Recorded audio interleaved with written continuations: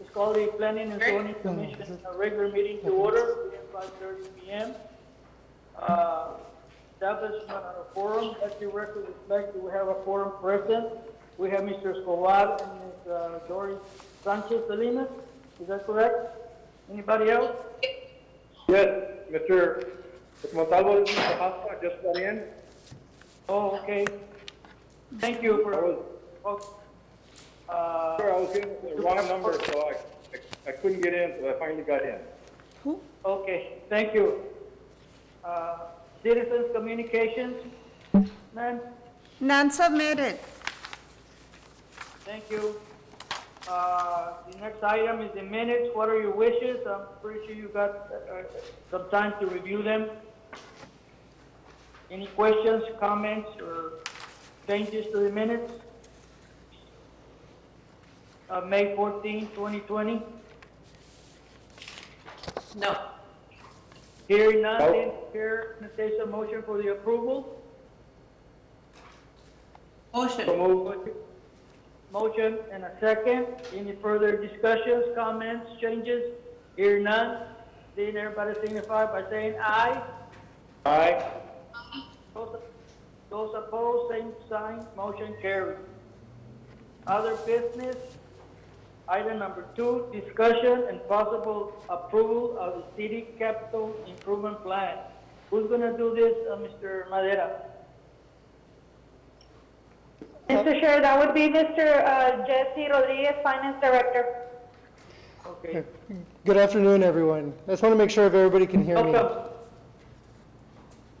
Can everybody hear me well? Yes. Yes. Okay, perfect. So before we get started with the presentation, I do want to go over basically what the purpose of why we're here to discuss the capital improvement plan. And so basically, the city charter requires that every single year we come before the Planning and Zoning Commission to update our 5-year CIP. And so the capital improvement plan is supposed to tie to what we expect in future growth for our community. And so the CIP is a planning document that sets goals. I lost the audio. I lost it. Hello? I lost the audio. They're gonna fix it. Hold on, they're gonna fix it. We lost the audio. Yeah, we lost Mr. Rodriguez. Let me check with Okay. IT. Give me a second. Can everybody hear me now? Can you hear now? Let me take, can you hear now? Can you say I can something? hear you. You. Mr. Montalvo, can you hear? I hear you, yes. Okay, so let me start all over. So the city charter does require that the capital improvement plan be updated every year, and the capital improvement plan is a 5-year plan for projects. And the projects are supposed to coincide with the projected future growth of our community. And so the CIP, the capital improvement plan, is a planning document that sets goals for when we anticipating completing each project, and it's updated each year to make sure that new challenges that arise are addressed. So this does mean that even though we may adopt a plan, it may change. And so some plans may be done earlier, or some projects may be done earlier or later than we expected. The other important thing to note with the CIP is that the funding most of the time will come from the city, but what we try to do is capitalize on grant funding or partnerships with other organizations or businesses to make sure that we complete these projects. So before we go into what we're proposing as the update for the next 5 years, we do want to give you an update on the existing projects. So these are projects that are already underway. And I'm going to ask Ms. Ana de la Garza, who's our Assistant Finance Director, to make that presentation. Good afternoon. We're gonna go over the current CIP projects. For this, we have What is three. your name, ma'am? Ana de la Garza. I didn't get your name, ma'am. My name is Ana de la Garza. Ana de la Garza. Welcome, ma'am. Thank you, sir. Thank you. So for the CIP projects, we have 3 different phases. Phase 1 is the design. Phase number 2 is the bidding process, and phase number 3 is the construction. So we're gonna start with the public safety headquarters. That project is complete. The second one is a fire station number 2, is the reconstruction. That one is currently on the design phase. Well, it's completed. And then we have a sports complex that's on phase number 3, that it's under construction. We have the general park improvements, which is an ongoing project.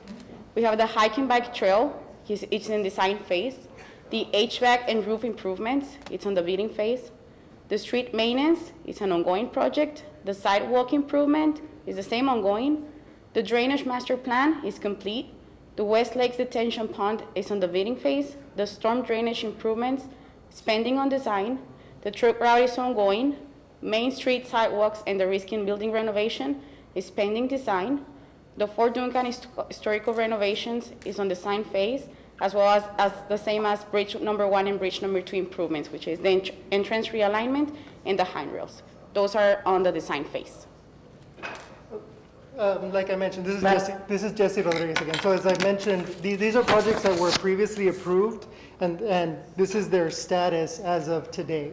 Does anybody have any questions regarding any of the projects that we already had approved?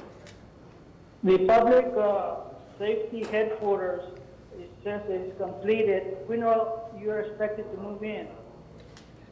The process was unfortunately delayed because of the COVID-19 situation. Unfortunately, the police department and the fire department had to shift priorities. I know they are shifting back to start the process. It is a very lengthy process, especially for the police department, because of evidence that they have on site, the chain of custody for the evidence. So there's a process that has to be followed. I don't have an exact date, but I know that they have shifted their focus back to moving into the facility. And how about the fire department? The fire department. When is the expected date to move in? Honestly, I am not aware of the expected date. We can get you that information. We'll contact the fire department right after this and get you that information. Okay, any other questions from the members? Yes, if I could, this is Blanco Hasso, and I just received the packet today, earlier, a little bit before lunch, so I have not had an opportunity to review it, so I'm not really comfortable in voting on this presentation. So just for the record, Mr. Montalvo, and I don't mean to be difficult, but whatever vote, I'm going to have to abstain today because I just have not had an opportunity to review any of this. So I apologize, but like I said, I received it before lunch. I've been tied up all this afternoon with some matters I had to get out. And so I may have questions, I may not, but I apologize for being difficult, but I'm just not going to be able, I'm going to have to abstain today for the record. Okay, that'll be fine, Mr. Hassel. Thank you for your comments. Mr. Hassel, with this process, what we are doing here is just giving you an update of the existing projects. What the commission will be voting on is the list of projects that we're about to go over, which is the proposed projects for the future. And so this is just to give you an update. This item this part right here has really no action. But yeah, we do apologize for getting you that information just today. But we will be going over in detail the projects for the future just shortly after we finish this slide here. May I ask Yes, please. Yes, Mr. Montalvo. I feel the same way. We would like to see if there's any way we can appreciate if they can provide us with the meeting agenda prior to the same day of the meeting, because it is difficult for us to, oversee or review everything within a few hours. And I do have some questions in regards to the drainage master plan and the storm drainage improvements that are pending. Some of them said that are ongoing.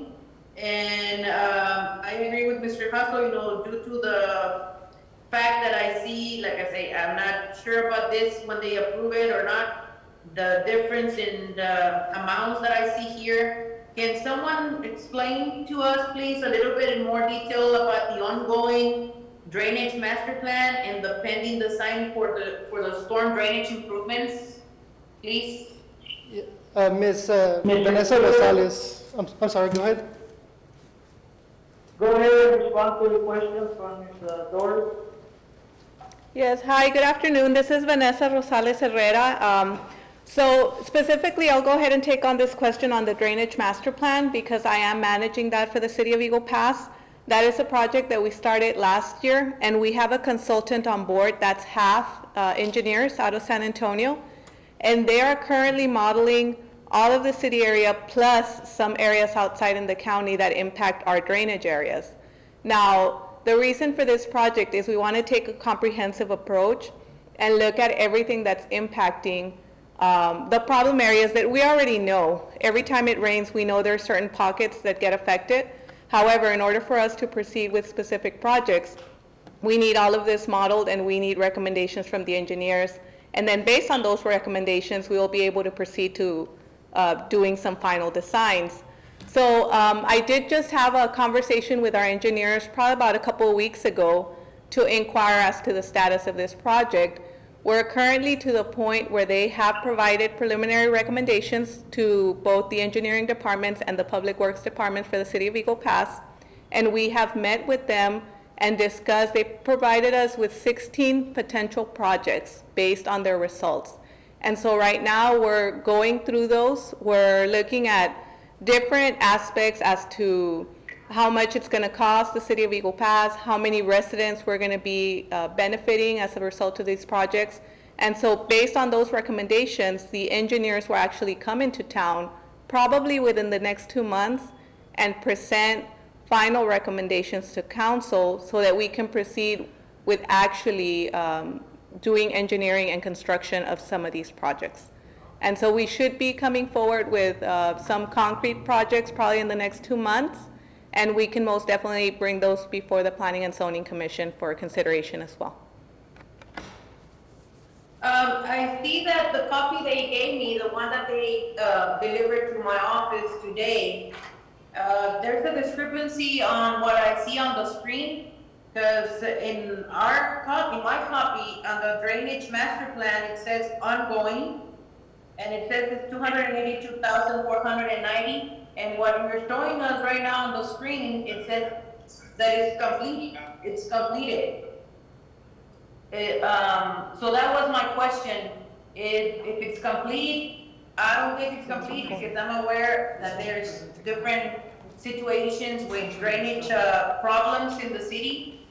And that's why I see that it's only 282,490, but on the screen it says complete, and on my page it says that it's ongoing. That's why I need to know, for the benefit of our community, to see if you guys can provide, because if we're gonna take 2 months and it's gonna continue raining, and there's damages going on right now, and there's just that, it says that it's estimated completion July the 20th, so is that complete or not complete? Yeah, so actually, and I understand what you're asking now, I apologize. So the drainage master plan, it's in essence complete because the engineers have already done the modeling. The modeling does take quite some time. They've probably been working on this anywhere from 6 to 8 months. And so that amount that you're seeing there, it's for the actual modeling, which is what they refer to as the drainage master plan. Now, based on this master plan, we will be coming to council with recommendations. And the original plan was actually to come to council probably March, April timeframe. But as we all know, COVID came and it kind of put a hamper into everything, and we didn't want outside consultants coming into town. But now that we're actually coming back into the groove of things, they will be coming into the city to provide those recommendations. And so I'm seeing where it does say complete, and so that's probably what happened is that it was considered ongoing because they were still working on it, but we will be presenting that to City Council. Okay, and the drainage master plan, is there a copy or something that we can have more information about it, you know, as far as what the action plan is? Yes, when it's presented to council, it becomes a public record and we make it an official document. Right now, of course, it's saying complete, but it has not been officially signed and sealed by the engineer. we're right at 99%. And so as soon as that's signed and sealed, we would be more than happy to present to Planning and Zoning Commission. And if you even needed to, we can bring them before you to adopt that plan as well. Okay. Thank you. Thank you. What Any, was the other question, ma'am, that you had? Well, the discrepancy that it says ongoing and then on the screen it says that it's already completed, and also the storm drainage improvement, which goes along with the drainage master plan, that it says pending the sign. So it's 3,600,000 to be completed by December 2020. Just wanted to see the status and, any other additional information they can share with us. yeah, so as part of the drainage master plan, again, there will be recommendations as to how to proceed with specific projects.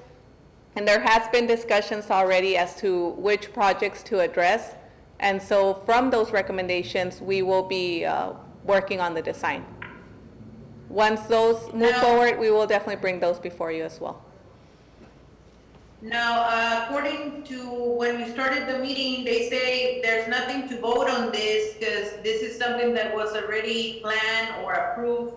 Because I see like the Rifkin building renovation pending the sign for 3,500,000, and then I see other items that are more, in my opinion, considered that are more urgent, like the drainage master plan. People that are suffering right now, where they get the water and storm drainage improvements, and I see the amounts for those are 282 only, and the other one it's 3.6, but just this costs are already approved, set in stone, or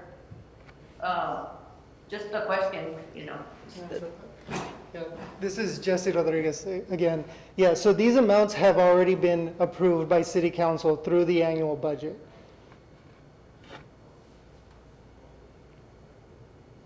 Okay. And if I may add, Ms. Salinas, this is Vanessa again. I understand your concern that you're seeing drainage master plan 282,000 and you may think that's too little for something that's so important. The only thing I'd like to point out, the 282,000 is actually the amount that's being used just for the modeling. Now, obviously, there's going to be additional money. For example, storm drainage improvements, we have $3 million that's allocated to that, and that's for the construction. So the 282, yes, it is a small number, but that's only for the actual modeling and the engineering that they're doing to provide for recommendations. No, I was just also comparing the drainage improvement, the storm drainage improvements that's pending the sign for 3.6 million compared to the Rifkin building renovation for 3.5. It's just a difference of 100,000 for such two different categories of how to spend the money. One is just a renovation of downtown, which I mean, it's nice to have what we have, but I think it's more important the drainage improvement and other items that are considered more important, in just my opinion. I don't know about the other ones. That's why I wanted to ask for more information about it. That's the question that I also had in reference to the Rifkin building, $3.5 million. What's the square footage of that building? Both basement and ground level and maybe upstairs? To cost $3,500,000. It's 22,000? Yeah, Ms. Rosales Herrera is saying that it's about 22,000 square feet. So I do want to make a point on the Rifkin building. So the funding has been allocated for the initiation of that project. However, we are pending to hear back from the EDA, the Economic Development Agency, because we did submit a grant application. So, fingers crossed, we applied for $3 million for that. Because of COVID-19, they did receive a huge allocation from the federal government to give for economic development projects.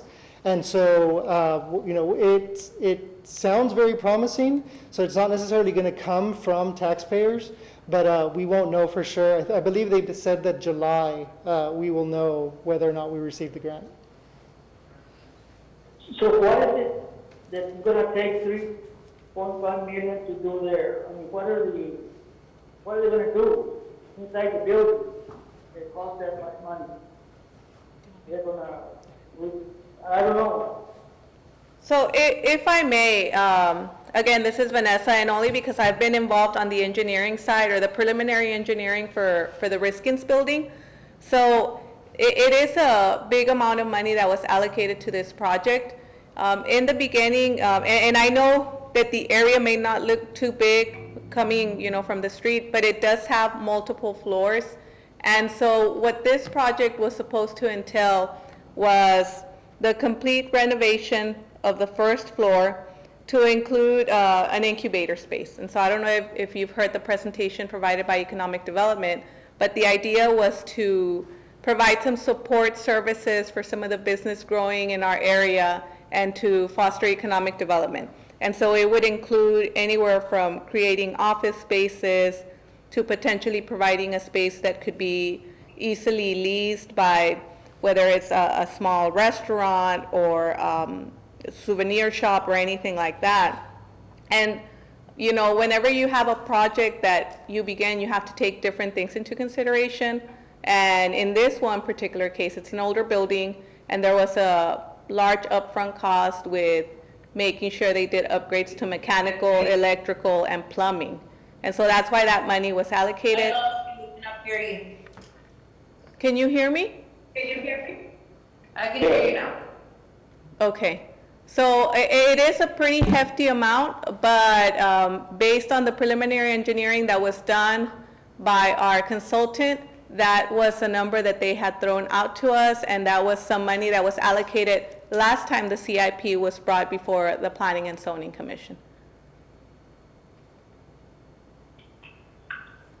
But as you said, you still don't know if that money is gonna come from the taxpayers, correct? There is a possibility, and they have just applied for a grant.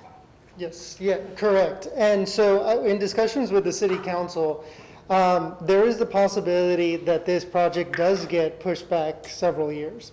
It really depends, and especially because of what's occurred in the last few months where we have suffered significant losses financially.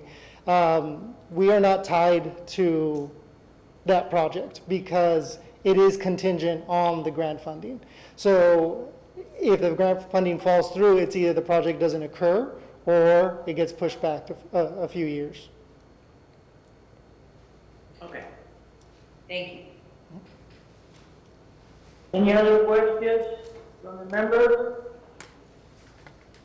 I have one, sir, and I think he just answered my question, because my question had to do with the money that I know that we've been going through a sort of like a recession due to the COVID-19, and all this prices set and all this prices already, or all this cost already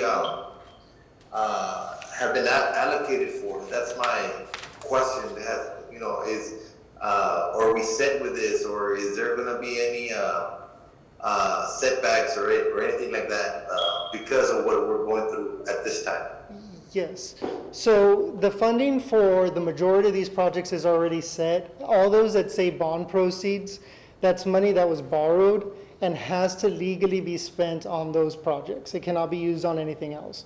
Those that say general revenue, that means it's coming from unrestricted sources, and so it can change, it can be reallocated to others. There's one that says hotel occupancy tax. That's basically, we have to use it for certain types of purposes, so that's pretty much set in stone as well. So it's just those that say general revenue that could be changed depending on situation, but the others, they're set. So in other words, some of this money is already been allocated and earmarked for those particular projects, right? Correct, yes. Is that correct? How about the Fort Duncan historical renovations? I thought that Fort Duncan historical center was going to move to the Richmond building. Well, in that project, we are talking about the actual Fort Duncan. So we're talking about the barracks, the historic buildings, everything that's deemed historic in that area. So a lot of those buildings do need their upkeep, and some of them unfortunately need a lot of upkeep. And so that's the amount of money that we allocated for that. I know it's currently undergoing design, so we don't have a set cost to what that will be, but that's the placeholder that we've added there, that $1.2 million. But it's specifically for those historic structures. Any other comments or questions? The last two items, Mr. Rodriguez, Bridge 2, the entrance realignment, and Bridge 1 handrails. Is that money already being allocated or separated, or is it going to be coming out of the revenues that we're currently under? So those are currently approved amounts. They've already been allocated. But Do you know what if the expected revenues are for these at the end of the year? we're estimating to lose about $3.5 million. At this time, we're losing about between $500,000 and $600,000 a month from the bridge system alone. Okay. Any other comments, questions, concerns? Go. Okay, Mr. Rodriguez, go ahead and continue. Okay, so moving on to the future.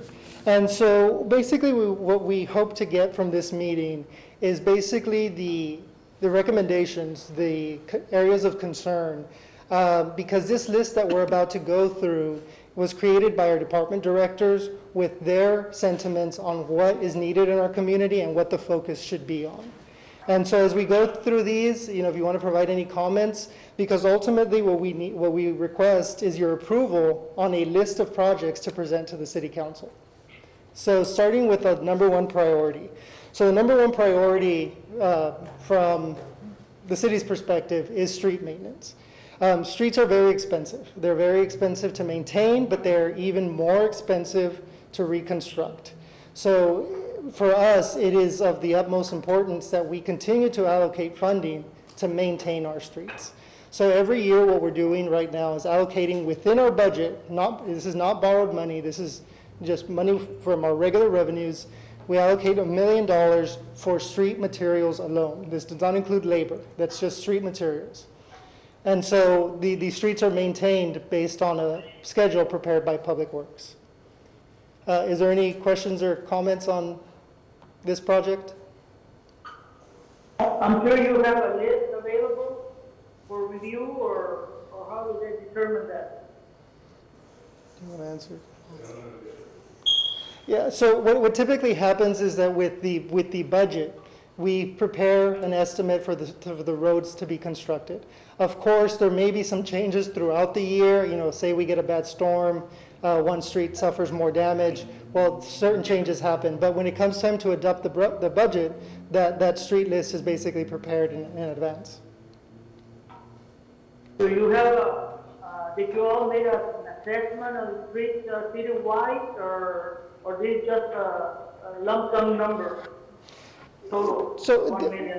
When we came up with the $1 million figure, for several years, I believe starting in 2010, the city began borrowing money for maintaining our streets. And so we knew that it was the city's priority to not borrow money for something that we knew was going to have to be a yearly occurrence. And so during those times, it was necessary, and we were spending roughly $1 million. So it was always our goal to get to that $1 million mark. It will change as time goes because we know our city's growing, we know we're adding extra streets. This year, we're proposing keeping it the same just because we know that next year is going to be a little tight for us, but that $1 million was our goal set several years ago. So the question is, you don't have a list of the streets that need to repair or work on or reconstruct or anything like that? That's what you're saying? Yeah, Mr. Sandoval is here, and he mentioned that they do have a list, but unfortunately he does not have it here with him. But we can supply that once it gets prepared and submitted to the council. Because again, it's ultimately the council who decides what the priorities are for the year. Any questions from members of the commission? No. No questions. Negative. Go ahead, Rodriguez. Continue. Okay, so the next project kind of started about 3 years ago, I believe, and it's what we termed the Sidewalk Improvement Program. The focus on sidewalks has recently been on schools because the objective is to make sure that the children in our community have a safe route to the schools. And unfortunately, throughout the years, as the community grew, development wasn't required to include sidewalks. I don't remember how many years ago we started requiring that or enforcing that. And so we know that there are some holes to fill throughout the community where there is no sidewalks. You drive through the community, you see some home sidewalk, next home, no sidewalk. And so that's not creating a continuous system for pedestrians. And so the number one focus has been the schools. And so after the schools, they'll be moving on to the other sections of our community where there are the lack of sidewalks. But for the last several years, we've been allocating $200,000, and again, this is strictly for materials for the construction of sidewalks. And again, they're built based on a schedule that's prepared by Public Works and submitted to the City Council. Any questions regarding that program? Any questions from the members? Continue. Okay. Yes, sir. Oh, did you have a question, or did you say no questions? No questions. Oh, okay. Next item. Okay, so then the number 3 priority is drainage improvements.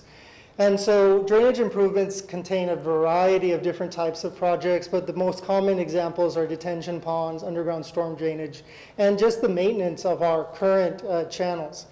The difficulty that we've had previously is that the city's growing fast, and we wanted to make sure before we invested money that we had a plan in place. And that's why it was our priority in previous years to get the master plan approved, because the master plan will tell you where the major issues are and where to get the biggest bang for your buck in getting that benefit to the community.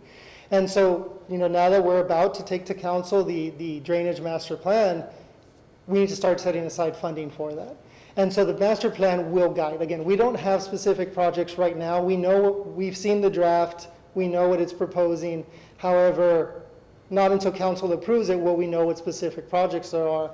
But it is our number 3 priority after streets and sidewalks. Is there any questions regarding that program? Yes, I do have a question. Yes, I ma'am. brought to the attention of the Planning and Zoning Committee a few months back, there's problems that are need to be addressed concerning the drainage, and they haven't done anything yet. How long does it take for the city or the department that's in charge to take action, or how do we need to go about it? Because we receive a lot of complaints. I personally know of certain areas that every time it rains, we have problems, and they haven't done anything about it. So is there any, right now, ongoing projects that you can specifically mention? If you guys are working on something in particular, not just mentioning in general, Yes. the money that has been approved to be spent, what are you guys specifically doing to improve the drainage as we speak right now? Yes, so the one project that is about to go underway is the West Lakes Detention Pond. And so the West Lakes Detention Pond will help with the flooding issues in West Lakes. And to some extent, it'll also help with the flooding issues in Las Quintas. Las Quintas is outside of city limits, but it will be a secondary beneficiary. This project, it's been in the planning for several years. But again, like I mentioned, we do get complaints on drainage issues. However, the amount of money that we have estimated necessary to fix all of the issues exceeds the amount of money that we have available. And so that's why the master plan was so important, because if there is a single project that will benefit hundreds versus tens, well, that's going to be our priority. And so we don't want to arbitrarily decide, this neighborhood over this neighborhood. We really have to analyze the cost and the benefit. And without having that data, we aren't able to make good decisions. And so that's why we're so excited to get that plan finally approved, because that's going to be our guiding document. We have that 3.6 million set aside to deal with those projects as soon as the master plan gets approved. Of course, we still have to go through, certain bureaucratic requirements, but that's the plan, is to address as many projects, address as many beneficiaries once that master plan does get approved. So how are they gonna decide which subdivisions or which areas? There's other areas of North Veteran Boulevard that have been reported several times and they haven't done anything about them. How are they gonna decide which ones they're gonna start first, or how are they gonna go about that? Is there any particular process you practice? Ultimately, it would be the city council who decides those projects. Again, I would assume that just using that information off the master plan. I don't know if Vanessa or any comments on it. Yes, so that's actually a very good question. The engineers, when they provided their preliminary recommendations to Public Works and Engineering, they did provide also some metrics. And the metrics provides guidance as to how to select which projects to move forward with. They want to make sure, because they've done this for other cities, and they also understand that the projects can get politicized, or obviously different areas, there might be more push to do work in some areas where you might not get the benefit for as many residents. And so along with the recommendation of the plan, they will also be providing the metrics, and the metrics will be presented to council so that they're also in agreement with the metrics that are used to get the results. Again, that's something that can be brought to the Planning and Zoning Commission here probably within the next month or so for review and comment as well.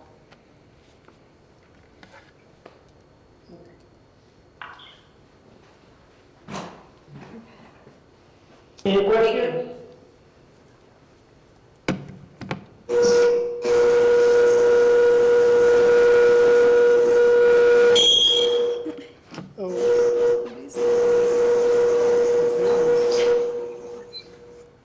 Okay.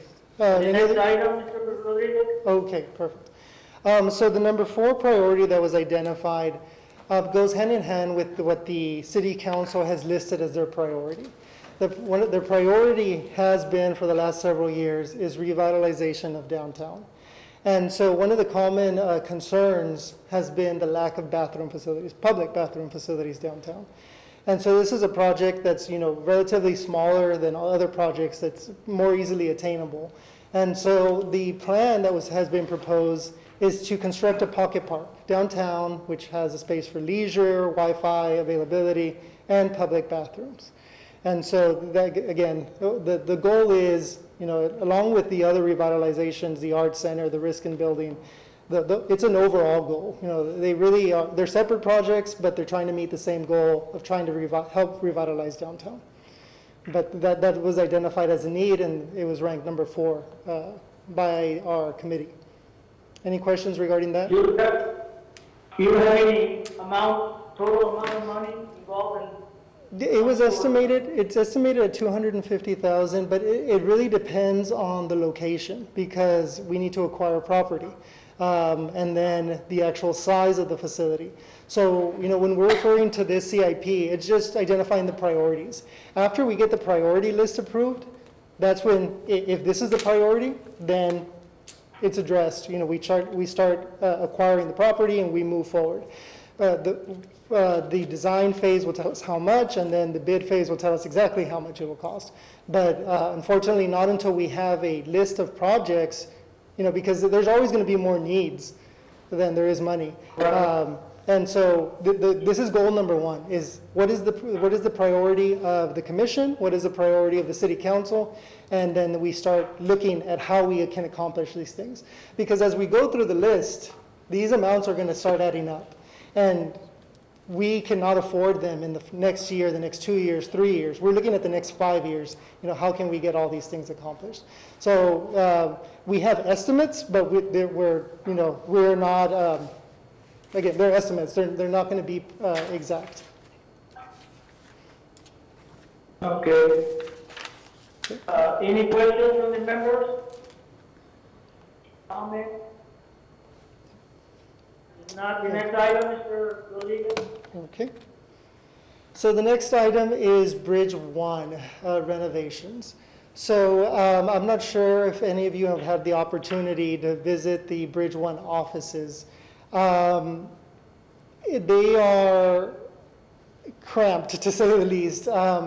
This is our big money maker. And the facilities, unfortunately, have been neglected for a long time. And as we have grown, their facilities have remained pretty much constant. And so there is a need to remodel those offices, provide additional bathrooms, because their staff has grown, the amount of space has not. And so that's become a need. There's a need for upgrading of the toll booths. There's also the request to install money transportation systems. We do bring in a lot of cash, and it's not a safe system for the cashiers, for the toll collectors, to be transporting the cash manually to the offices. So basically, we're looking at a system basically like a bank, where you put the money in the slot and it's transported into the offices. And then there's the need to upgrade the software, the hardware, and the equipment. We have a lot of traffic going through our bridges, and our equipment gets a lot of wear and tear. So those do need to, we need to plan for the next upgrade. I believe we did an upgrade about 6 years ago. So we need to start planning within the next 5 years to start addressing those. And some LED signs. Unfortunately, people, especially people who are not from our community, don't know the rules, don't know the fees, don't know how our system works. And so providing LED signs, much prior, but before you get to the bridge with information, it is needed, because it does cause some issues once those individuals get to the bridge and don't know what to do or what process to follow. So that's the recommendation for the Bridge 1 renovations. Any questions? Comments, questions from the members? Mr. Rodriguez, number one, is there enough space for the restroom up there in that Bridge 1? As of right now, we do not believe so. We would Restrooms have, are concerned. yes. They're real small or tight. Yes. And so, yeah, chances are we will need to acquire property to expand the facilities.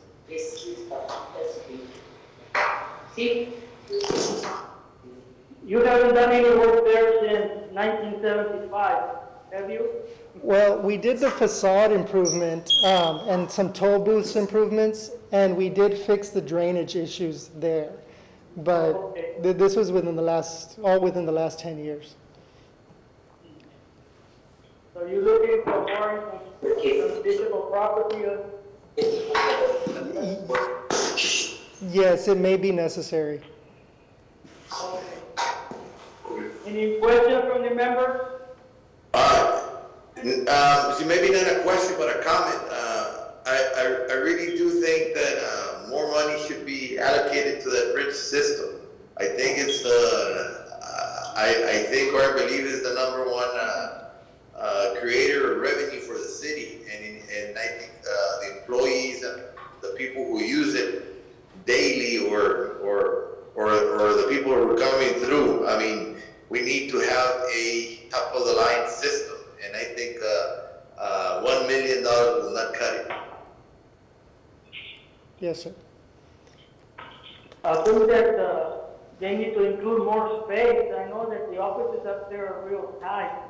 They're real close, and they need more space, maybe for a little lounge area or something like that, because it's pretty tight, and Yes. you need to really look at that and see what can be done to modernize it and bring it up to the technology era, simply because of, the money that you handle there daily on both bridges. Matter of fact. Yes, correct. Thank you. Yeah. Any comments? Questions? No. I will go to number. Yes, ma'am. No, I don't have any questions. Okay, number 6, Mr. Okay. Rodriguez. So number 6 is the Bridge 2 renovations. And so I'm sure you all are familiar with the trailer that we have there. That trailer, when the bridge was first constructed, was intended to be a temporary facility. And well, it's 20 years later and the trailer is still there. And so that's the number one priority, is that those spaces, again, they're cramped. They do need to be renovated. We do need an actual facility for our employees to work out of. There's also a need for additional parking. I'm sure you all have seen on the CBP side, on the city employee parking side, it tends to overflow. And so we do need to start looking at options for additional parking. And then the rest are basically the same from Bridge 1, upgrades to the tow booths, the money transportation system, the software, the hardware, and the equipment, and the LED signs. Any questions regarding bridge number 2? Questions, comments? Proceed, Mr. with the next one. Okay, so number 7 is very, I'm sorry, go ahead. No, that's all right. Okay, so number 7 is a general category, we call park improvements, because this encompasses a lot of different things. And I know we've personally heard a lot of different recommendations on what to do on our parks. But basically, in general, park improvements is what we consider to be our 7th priority.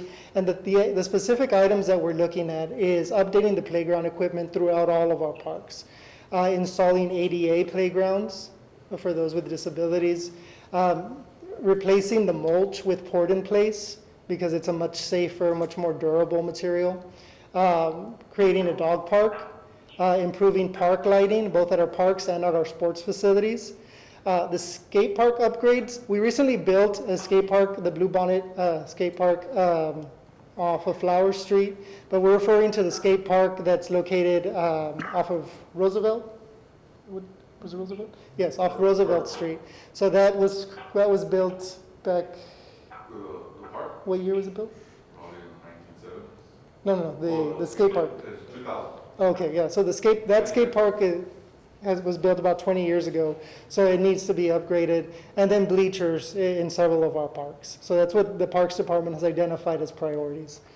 Any questions regarding the park improvements or any recommendations for additional improvements at the parks? Comments, suggestions? I have one. Are you looking at the tennis courts as well for parks? Tennis courts. Certain areas? So the focus on tennis courts is currently on the sports complex because we'll be installing how many?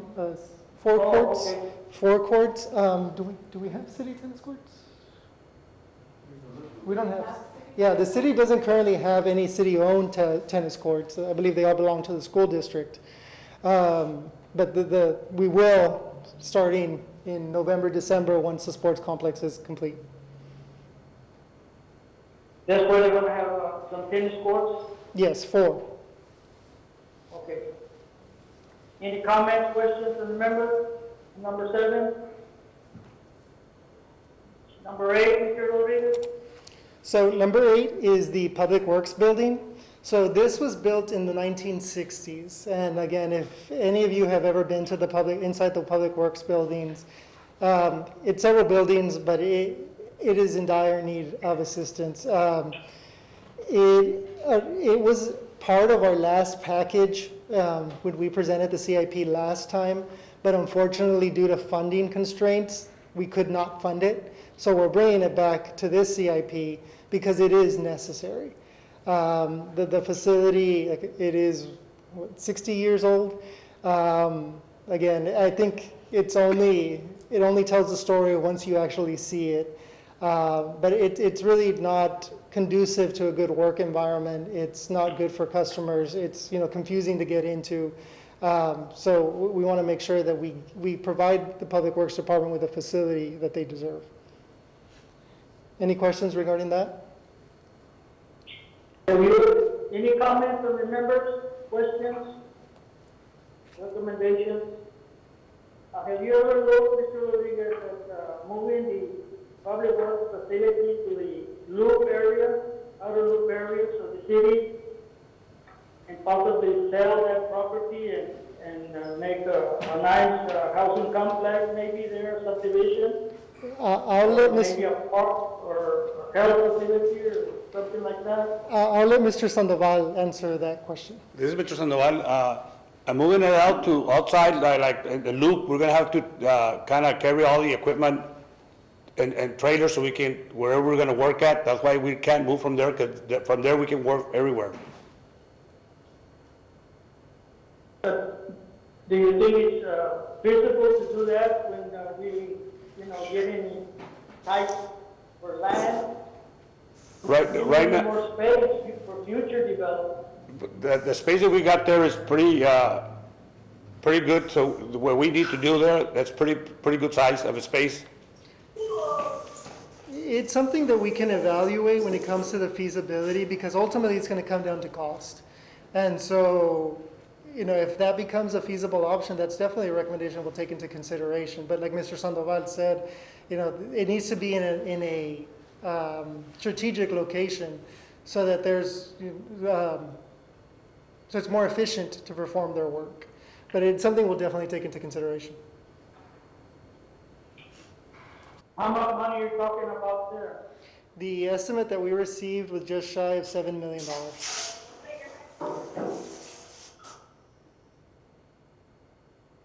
What was the estimate? I'm sorry, it was just shy of $7 million. 7 million? Correct.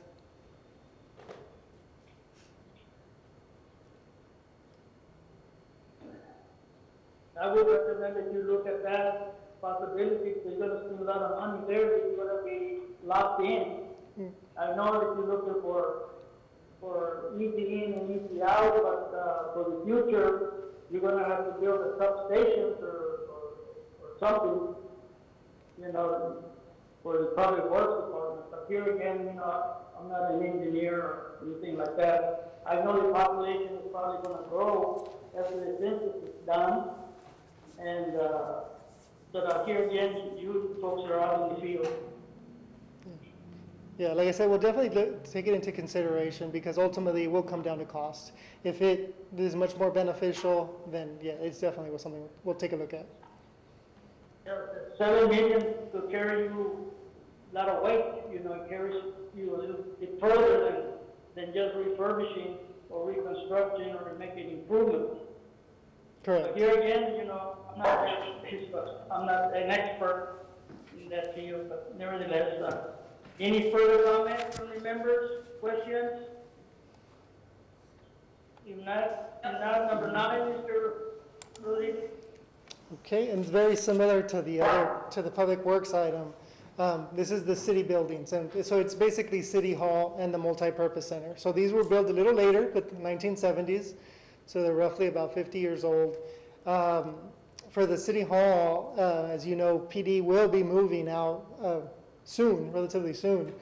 So there's going to be the need to start remodeling that section. Those of you that are not aware, the police department was actually built even before City Hall was. So City Hall's, 50 years old. I'm not quite sure how old PD is, but it's a little bit older than that. So there is a need to remodel, and there are significant repairs to City Hall that need to take place. And then the multipurpose. I'm sure several of you have been there.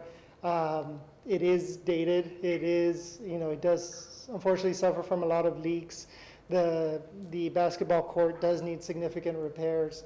So right now we're honestly evaluating the multipurpose center as a whole, because it may be more cost effective to build elsewhere, especially as bridge traffic increases.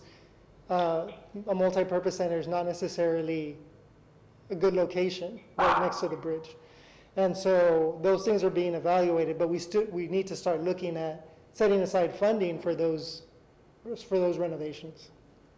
Any questions regarding that? That would be local revenue? Most likely, because for government facilities, grant funding is not really usually available. Maybe some partnerships that we may be able to take advantage of, but most likely there will be general revenue included.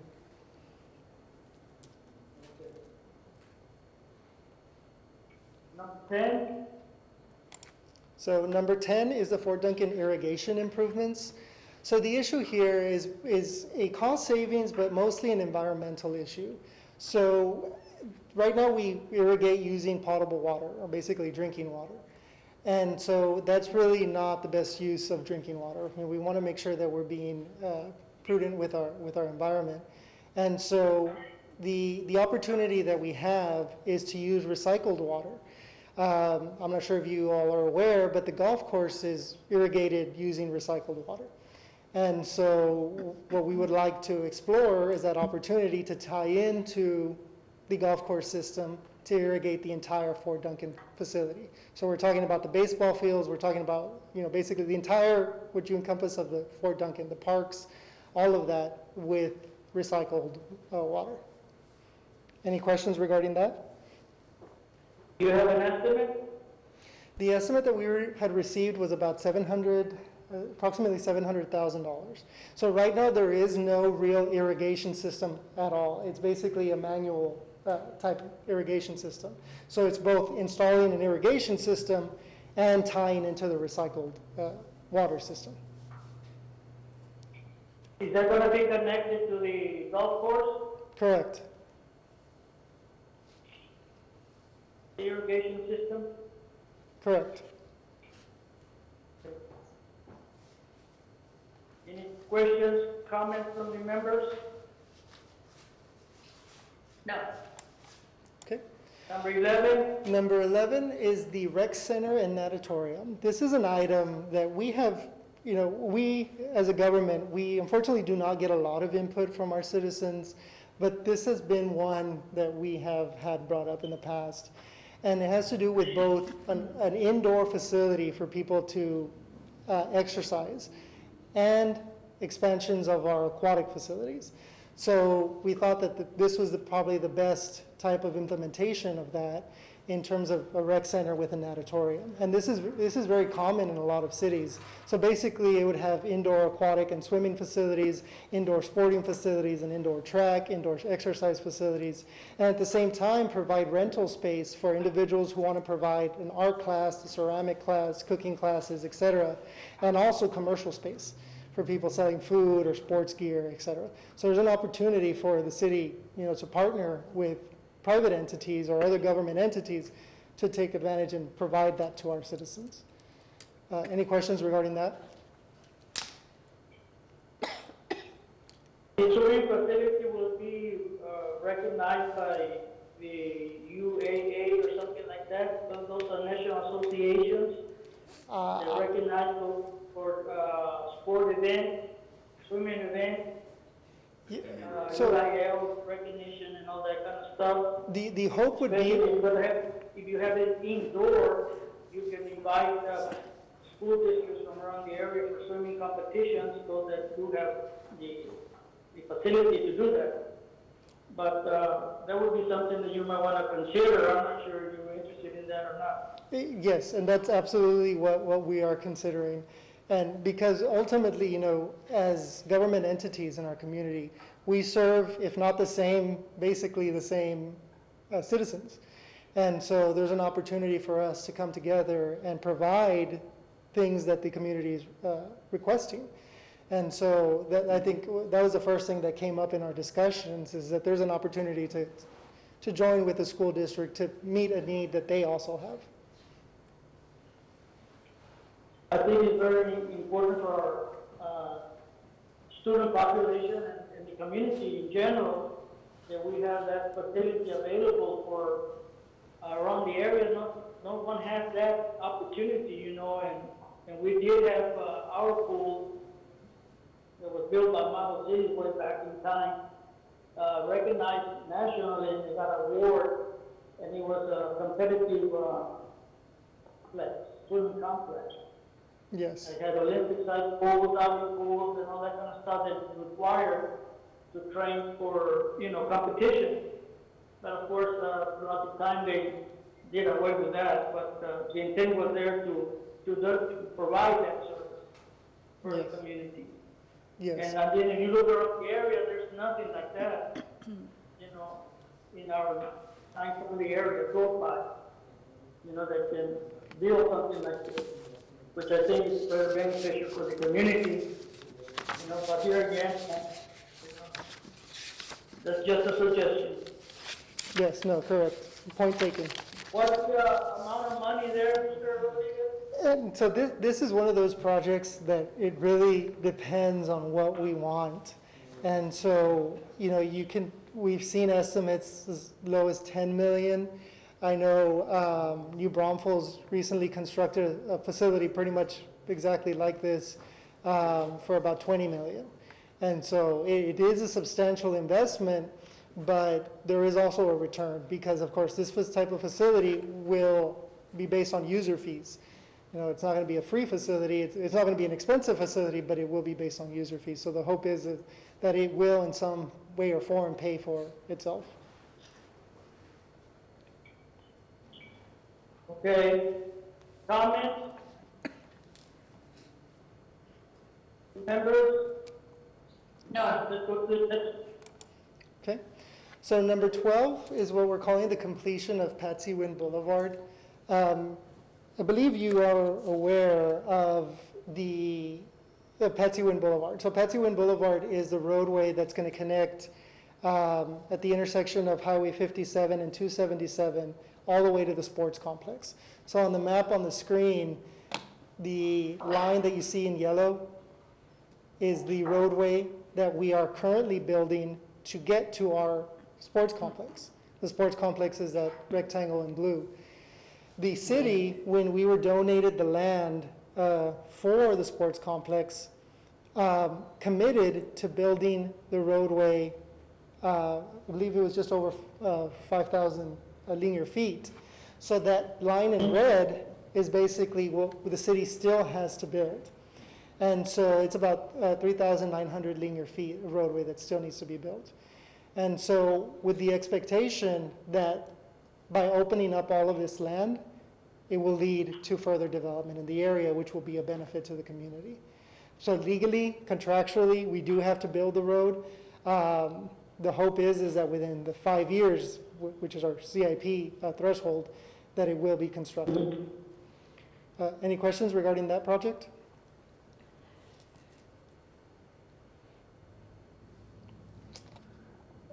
So I think that's a good idea that we have that roadway connected because the traffic is going to be generating there. I think it's a good idea. It's, how much is that estimated project? So the roadway is estimated to be about $2.5 million. How much? $2.5 million? $500,000? No, $2.5 million. Oh, I'm sorry. 2.5 million. Any comments from the members? No. Number 13, Mr. Rodriguez? Okay, so number 13 is the City Fairgrounds. This is another opportunity for a partnership, not only with another agency, but also another government. So we've been in communication with the Maverick County Junior Livestock Association about the need to upgrade their show barn. And at the same time, the city feels that we need to have a open space facility where we can have large-scale events, where we can manage large crowds. And so part of the idea is that potentially using the additional donated land, or a portion of the additional donated land next to the sports complex, to have the new show barn and this outdoor fairgrounds to host large-scale events. The opportunity that we have is that we can tap into grant funding with the Department of Agriculture, since this is a fairgrounds, more agriculture type facility, to fund this. And so that's something that we wish to explore.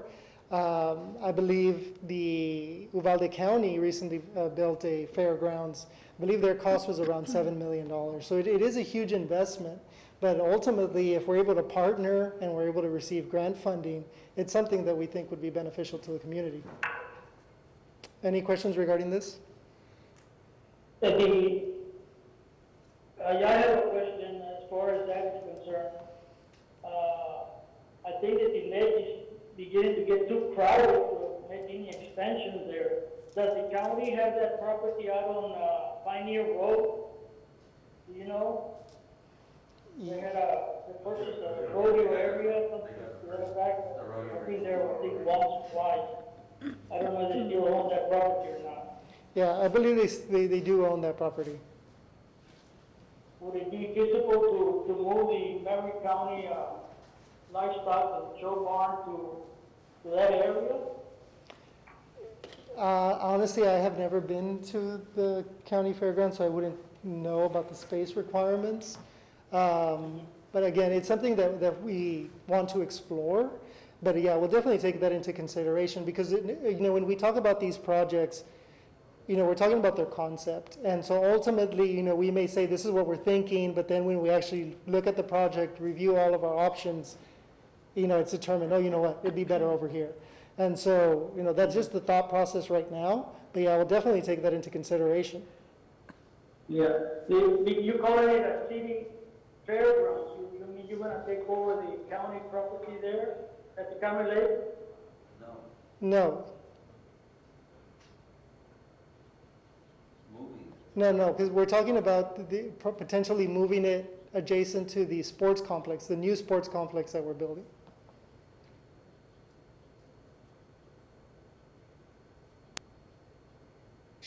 Oh, to the one you're building now? Correct. Yes. Oh, so you wanna move the Merritt County Junior Livestock to the new sport complex? Yeah. What you saying? Yes. So yeah, it's an option that we want to evaluate, that we want to pursue. Again, ultimately, if we receive grant funding, well, that's going to be something that pushes us in that direction. Yeah.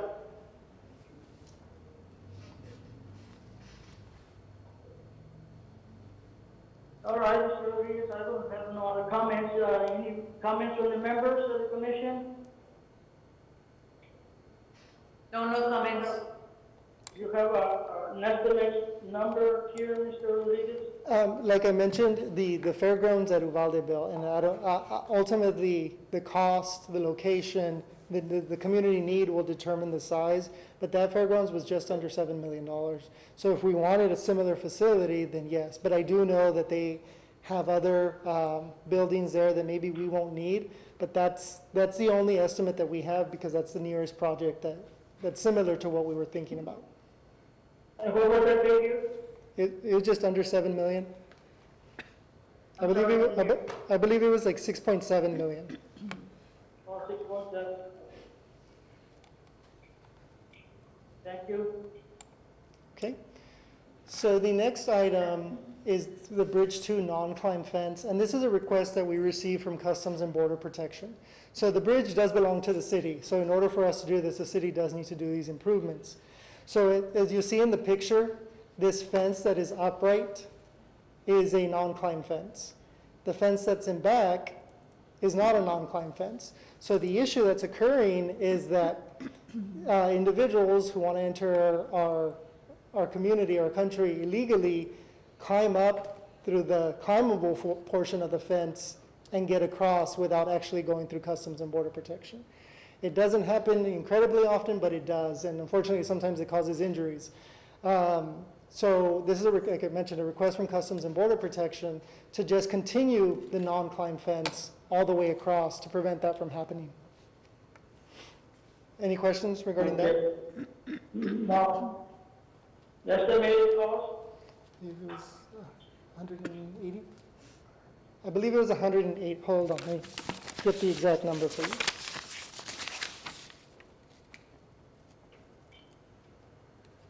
Yes, so it was 180,000. Okay. Okay. So going on to Any questions from the members?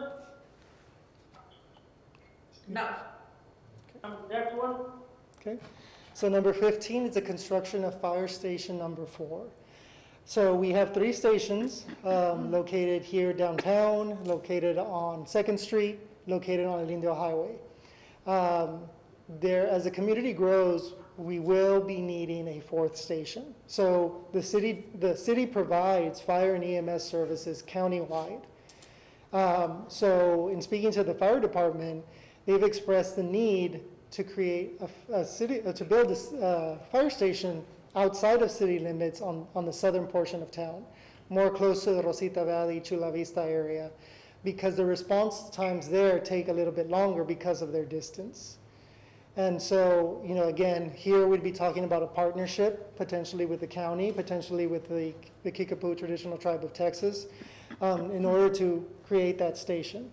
Because the community's just continuing to grow, and that need, we're gonna have to address this sooner or later. And ultimately, it's our obligation as a government to ensure the public safety of our community. So that's why we want to make sure that we set this on our schedule, because we know it's coming up very, very soon. Any questions regarding this? We're basing the cost, the cost is estimated about under $3 million. The Fire Station 2 reconstruction will be costing around $3 million. So that's the number we're modeling it after. But again, it depends on the location, and then hopefully, we can partner with other entities. What is the fire station on Forest Street? What's going to happen to that property? Any thoughts? There's been no decision. Inspection? Yeah, there's been no decision on what to do with that facility as of yet. It will be operable? No, the operations of that will be shifting to the new fire station on Monroe. So what's going to happen to that property? There is no current plans for that property. No current plans? Oh, yes, I'm sorry.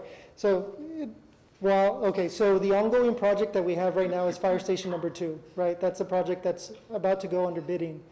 And so while that station is being worked on, the employees who would normally work in that station will be stationed at the station downtown. Any questions to that statement you made? I didn't hear the last statement, Mr. Oh, okay. Yes, so station number 2 is about to undergo construction in the next couple months. So This is the one on 2nd Street? Correct. And so those employees will need to be located in another location. So the location that's most suitable for their needs would be the station downtown, especially since it's going to be vacated.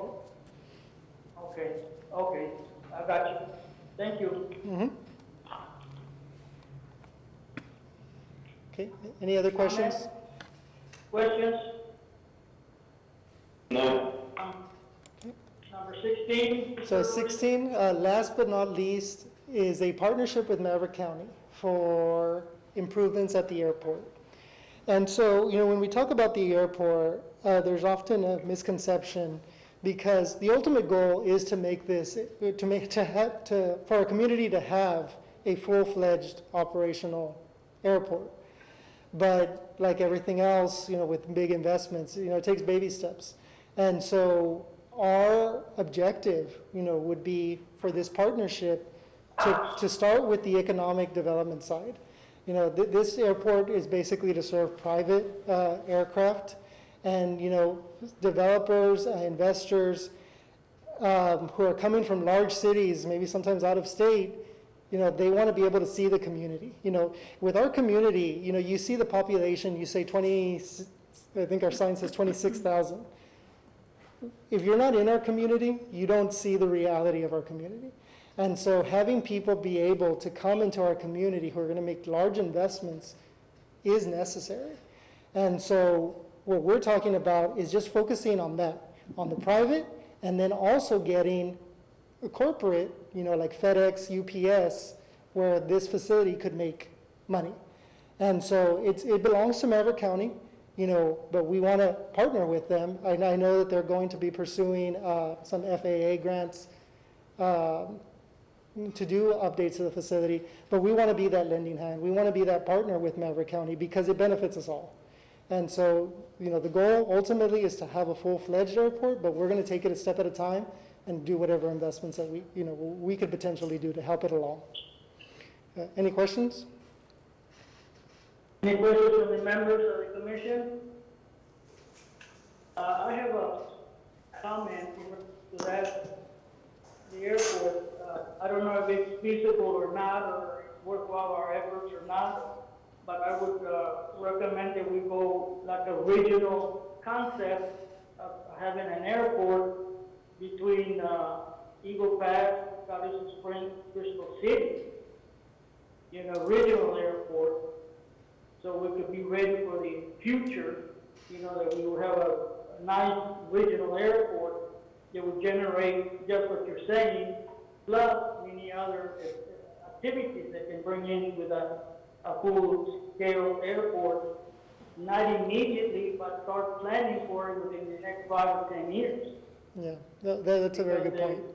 You know, something like that, and you gotta look at the whole picture.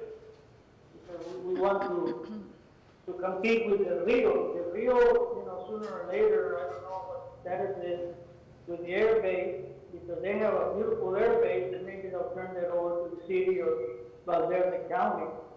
You know, by looking at the whole, you know, vision of this area, we need a regional airport that will come in with heavy airplanes, and hangars, and you know, with private planes and all that. But we need to start planning now. You know, just like you mentioned, but we need to plan for 5 or 10 years down the road. Yeah. So we can have a general regional airport. Yes. Let them know. Attract, you know, all these communities and lock them in I'll text and out grow with a study for on everybody. the airport to But see- that's a suggestion. I don't know if that's making any sense or not, but that's, you know. Yes, throw that out. no, point well taken, and, you know, like just with everything else, you know, that's why we present, you know, to various individuals, you know, to you all, to the council, because these are thoughts that, you know, go through our heads, you know, or what we can do, but that feedback is, you know, very well appreciated, and it's something that we'll definitely evaluate. One comment I did want to make is that at the Maverick County Airport, TxDOT is pretty much doing like a needs assessment for that facility. So, you know, that will point us in the right direction to see, you know, where's our money better spent? And so how can we capitalize on that? So, but that's definitely something we'll take a look at. Yeah. Another suggestion before we close, those park improvements and the sport complex and all that, I'm pretty sure you're going to have some walking trails or hiking trails or some sort of a walking area where you could have some call phone, you know, in case of an emergency, somebody's having a heart attack or they fell or they can get up, and maybe they can have what they call call phones. Yes. And I don't know if you have thought about that or you have it already included in your project list of things to put in. So there's nothing located, okay, so there is a walking trail that will surround the entire sports complex. But at the same time, that irrigation canal that runs on the opposite side of West Lakes, we are planning on doing a hike and bike trail there, which will include, you know, water stations, which will include benches, lighting. But honestly, I hadn't thought of it, but yeah, that's a great idea to include in that sense, because And emergency phone along the way, you know. Correct. In case somebody fell or they get hurt or, you know, whatever. Correct, yeah. You might want to fit that. Any comments from the rest of the members in reference to the presentation by Mr. Rodriguez for possible approval of the city capital improvement plan? Just one more bit of information. I'm sorry, go ahead. Was there a question?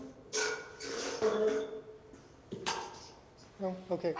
So before we wrap up, you know, we want to talk about the city's feasibility to get these things accomplished. And like I mentioned at the beginning, you know, the city is currently undergoing some financial constraints, but we expect to recoup from this quickly. And so, you know, we need to be realistic. And so in 2021, the only items we expect to address are the streets and sidewalks, just because we do know that those are absolutely necessary for our community. In 2021 and 2022, we want to address other things like remodelings at fire stations. We want to do some remodeling at the multi-purpose, again, streets and sidewalks, and then some improvements at the bridge. In 2022, 2023, we want to do, again, the streets and sidewalks and start addressing some of the drainage issues. Again, we're already going to address some of those drainage issues starting pretty soon, but this is after the drainage study really tells us these are the major issues that you haven't addressed, then start allocating money for those.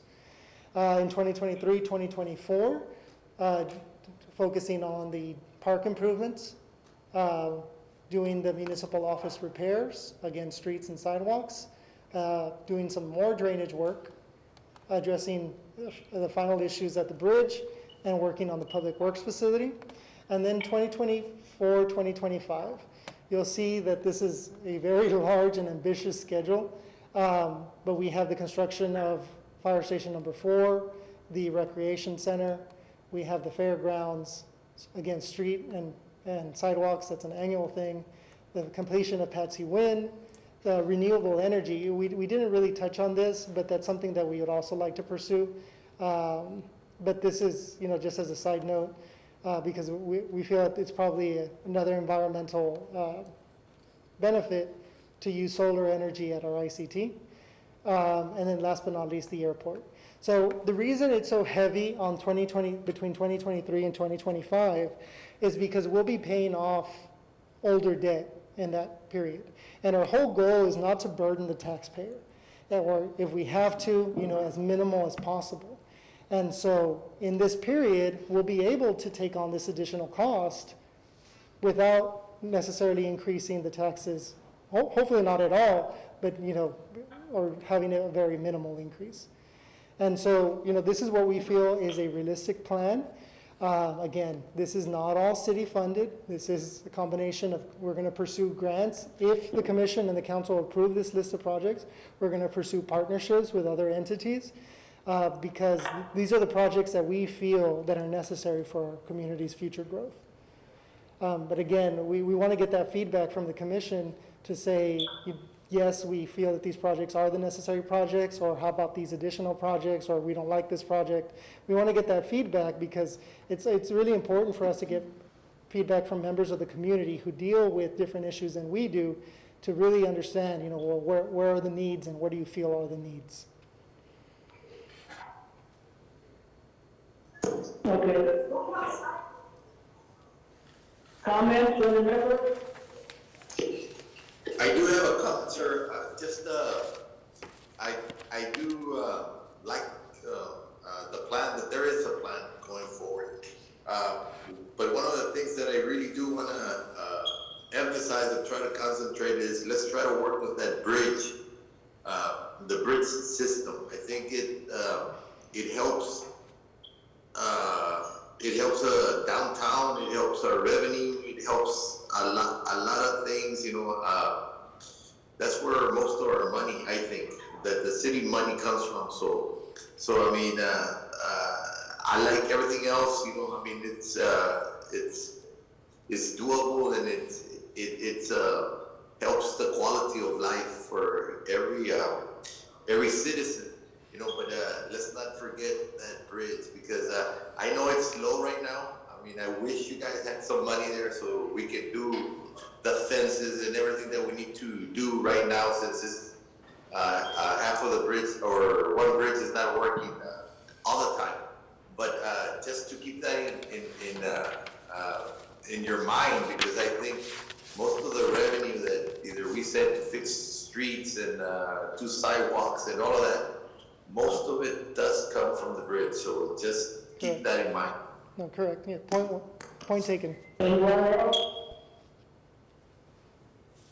Anyone else? Well, going back to can you hear me? Yes. Yeah, going back to, I know it's important, everything is important. I appreciate your time and effort to put this together and to, everybody that's involved to make it better in our community. I still feel like the drainage improvement needs to be seriously taken care of, as there are many people that have been affected. You know, when it rains a lot of areas get flooded. So if, I would like to see more of that. As far as time, or when they're gonna be taking action, not just in paper and as a plan, but hopefully that, the drainage improvements, plan, or the drainage master plan, they get to implement it and get to work on it as soon as possible, because the longer it takes, there's more citizens that are being affected, with the water when it floats, and, different areas where we still have a lot of, issues with that. I think it's a important priority as well. Point taken. Anyone else?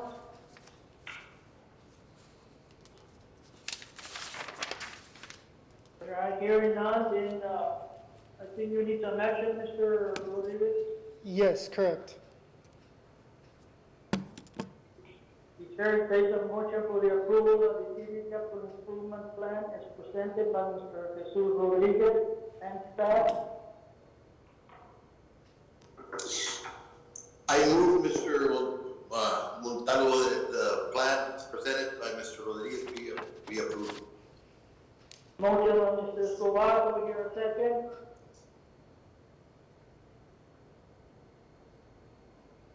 Do I hear a second?